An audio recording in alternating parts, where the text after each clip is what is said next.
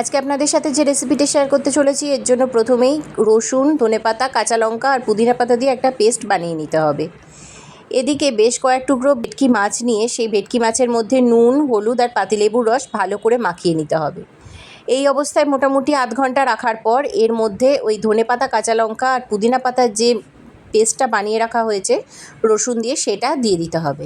এরপর এই পেস্টটা দিয়ে ভালো করে মাছগুলো মাখিয়ে মোটামুটি আরও আধা ঘন্টা রেখে দিতে হবে। এদিকে আর একটা পেস্ট তৈরি করতে হবে, যার মধ্যে 2 চামচ পোস্ত আর 5 থেকে 6 চামচ গোটা সর্ষে, 2টো কাঁচা লঙ্কা দিয়ে ভালো করে পেস্ট করে নিতে হবে।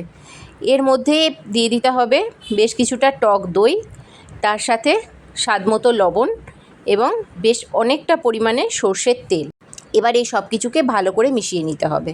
এদিকে বেশ কয়েকটা কলা পাতা কেটে এপিট ওপিট শুকনো তাওয়াতে বা কড়াইতে সেঁকে নিতে হবে।